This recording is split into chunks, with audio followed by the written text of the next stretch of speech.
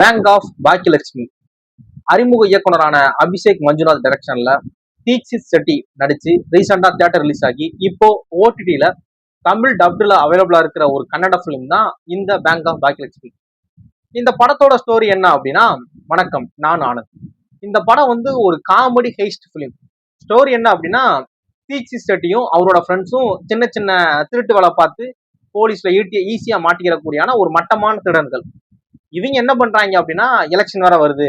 இந்த டைம்ல போலீஸ் எல்லாம் எலெக்ஷன் ஒர்க்ல தான் கான்சென்ட்ரேட் பண்ணுவாங்க. பெருசா அந்த திருட்டுக்கெல்லாம் இந்த இதுல போக்கஸ் பண்ண மாட்டாங்க. அந்த எலெக்ஷன் டியூட்டில தான் பயங்கரம் போக்கஸ் பண்ணுவாங்க. இந்த டைம்ல நம்ம ஒரு பெரிய ஹைஜாக் அடிச்சோம் அப்படின்னா நம்மளும் ஒரு மேம்பட்ட வாழ்க்கைக்கு போயிடலாம்ல அப்படிங்கிற மாதிரி பிளான் பண்றாங்க. அதுக்கு இங்க என்ன பண்ணலாம் அப்படின்னா, பேங்க் தான் கரெக்டா இருக்கும் அப்படின்னு பிளான் பண்றாங்க. பேங்க் அப்படிங்கிறப்ப பேங்க்னா சிட்டிக்குள்ள இருக்க பேங்க் அப்படின்னா பயங்கரமான செக்யூரிட்டி இருக்கும். நம்மளை ஈஸியா பிடிச்சிருவாங்க. இது ரொம்ப ரிஸ்க் அப்படிங்கிற மாதிரி பிளான் பண்றாங்க. அப்ப என்ன பண்ணலாம் அப்படின்னா, ஏதாவது ஊரை விட்டு வெளியே ஒரு கிராமத்துல இருக்கக்கூடிய பேங்கை டார்கெட் பண்ணோம்னா அங்க இருக்கக்கூடிய ஒரு லம்ப் அமௌண்ட் நம்ம அடிச்சுட்டு லைஃப்ல ஒரே ஒரு திருட்டினாலும் மோசமான திருட்டை பண்ணிட்டு செட்டில் ஆயிடும்னு சொல்லி பிளான் பண்றாங்க. தீக்ஷித் செட்டியும் அவரோட ஃப்ரெண்ட்ஸும் அவங்க பிளான் பண்ண மாதிரி ஊருக்கு ஒதுக்கு போறோமோ ஒரு கிராமத்துல ஒரு பேங்க் சிக்குது. அந்த பேங்கை வந்து டார்கெட் பண்ணி திருட போறாங்க. அவங்க பிளான் பண்ண மாதிரி எல்லாம் கரெக்டா நடக்கலையா, அவங்க பிளான் பண்ண மாதிரி அங்க திருட்டி சேஃபா அவங்களோட லைஃப சுமூகமா மாத்தினாங்களா மாத்தலையா அப்படிங்கிற ஒரு ஒரு ஹேஸ்ட் காமெடி கன்னட பிலிம் தான் இந்த பேங்க் ஆஃப் பாக்கியலட்சுமி. படத்தோட தீக்ஷித் செட்டி ஹீரோவான தீக்ஷித் செட்டி ஆகட்டும், படத்துல நடிச்ச என்டையர் கேஸ்ட் அண்ட் க்ரூ ஆகட்டும், அவங்களுக்கு கொடுத்த அந்த ஒரு கேரக்டரை வந்து பயங்கரமா பண்ணியிருக்காங்க. படத்தோட ஸ்டோரி, படத்தோட ஸ்கிரீன் பிளே, படத்தோட மியூசிக் ஸ்கோர், இது எல்லாமே இந்த படத்துக்கு தேவையான அந்த ஒரு விஷயத்த நல்லாவே என்ஹான்ஸ் பண்ணுச்சு. படத்தோட ஸ்கிரீன் பிளே நிறைய இடங்கள்ல கொஞ்சம் லேக் மாதிரி அவுட் ஆஃப் சோன் போற மாதிரி இருந்துச்சு. ஏன் அப்படின்னா படம் ஒரு கன்னட ஃபிலிம் அப்படிங்கிறப்ப அவங்க ஃபோக்கஸ் பண்ணது எப்பவுமே அவங்க ஆடியன்ஸ் தான், கன்னட ஆடியன்ஸ் தான் ஃபோக்கஸ் பண்ணி எடுத்திருப்பாங்க. படத்துல ஒரு 2 பாட்டு வருது. அந்த 2 பாட்டுமே இந்த ஸ்கிரீன் பிளேக்கு தேவையா, இந்த ஸ்டோரிக்கு தேவையா, தேவையில்லை அப்படிங்கிற மாதிரி தான் கொஸ்டின் பண்ணுது. தேவையே இல்லாத இடத்துல எதுக்குடா பாட்டு வைக்கிறீங்க அப்படிங்கிற மாதிரி இருக்கு.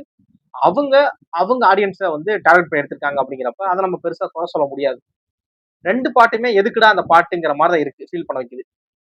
அது மாதிரி நீங்க ஓடிடில பாப்பீங்க அப்படின்னா இந்த படத்தை நீங்க லைட்டா இது பண்ணி விட்டுக்கலாம், ஸ்கிப் பண்ணிடலாம். அந்த சாங்ஸ் அந்த மாதிரி ஆப்ஷன் வேற உங்களுக்கு கிடைக்குமா.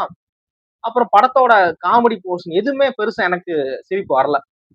எந்த காமெடியுமே யோசிச்சு பாக்குறப்ப இந்த காமெடிக்கு நான் வந்து ரொம்ப என்ஜாய் பண்ணி சிரிச்சேன் அப்படின்னு எந்த காமெடிக்குமே ஒரு பொய் சொல்ல முடியல.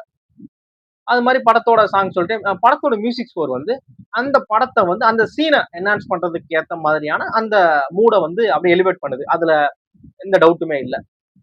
படத்தோட ஸ்டோரி இதான். இதை தவிர்த்து படத்துக்குள்ள சின்னதா ஒரு பொலிட்டிக்கல் டச் பண்ணியிருக்காங்க. எலெக்ஷன் அப்படிங்கிறப்ப லைட்டா பொலிட்டிக்கலா ஒரு குத்தி இருக்கிறாங்க. இந்த மாதிரி விஷயம். இதுக்கு பின்னாடி ஒரு பயங்கரமான ஒரு பெரிய கிரைம் இருக்கு. இவங்களை வந்து எப்படியாவது கவர்மெண்ட் வந்து இவங்களை முடிச்சு விட்டணும். ஏன்னா அந்த அந்த மாதிரி ஒரு ஒரு இதுக்குள்ள வந்து ஒரு பாலிடிக்ஸே வந்து அந்த பேங்க்குள்ள ஒரு ஒரு ஒரு லேயர், செகண்ட் லேயர்ல வந்து இந்த மாதிரியான ஸ்டோரி டிராவல் ஆகுது.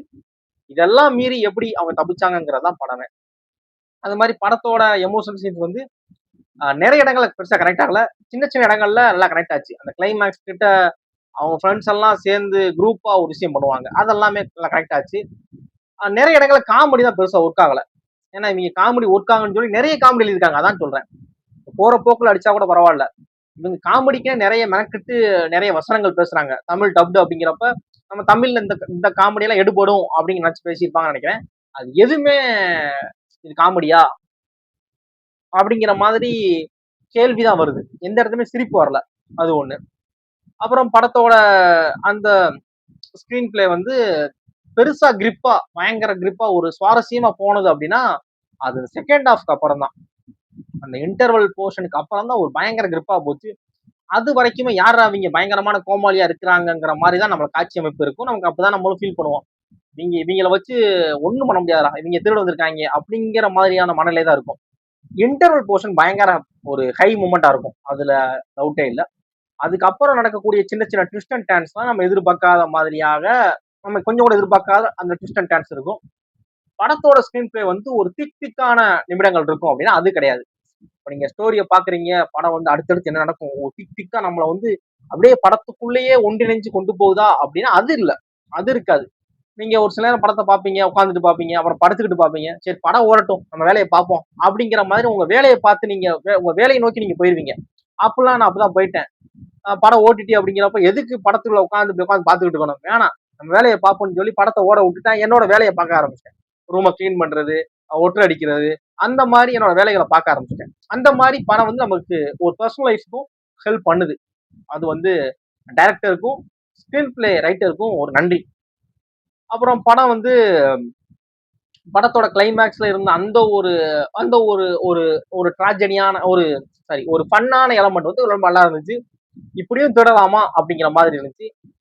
அதான் சொல்றோம்ல, செகண்ட் ஹாஃப்க்கு அப்புறம் படம் மேபி உங்களை வந்து உட்கார வைக்கலாம்.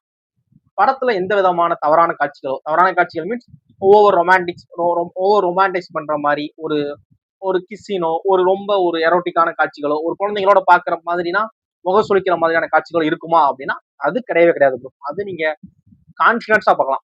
அதுல நீங்க டவுட்டே வேணாம். அதுல நீங்க வந்து ஒரு ஃபேமிலியோட படம் பாக்குறீங்க அப்படின்னா உங்க குழந்தைங்களை உட்கார வச்சு படம் பார்க்கலாம் தாராளமா. எந்த விதமான தவறான காட்சிகள் இருக்கும் அப்படிலாம் பயப்படவே வேணாம். அதெல்லாம் எதுவுமே இல்லை. இந்த மாதிரி அங்கங்க ஸ்கிரீன் பிளே வந்து சின்னதா ஒரு லேக் அடிக்கும். தேவையில்லாம திடீர்னு ஒரு சாங் வந்து எங்கிட்ட ஒரு இடத்துல ஆடிக்கிட்டு இருப்பாங்க. இந்த மாதிரிதான் நம்மளை வந்து எரிச்சல் பண்ணுவாங்களே தவிர இந்த மாதிரி தவறான காட்சிகள் இருக்காது. படம் தமிழ் டப்டுல அமேசான் பிரைம்ல அவைலபிளா இருக்கும். பார்க்க விருப்பம் இருந்தா இந்த படம் தாராளமா பாருங்க. தேங்க்ஸ் ஃபார் வாட்சிங்.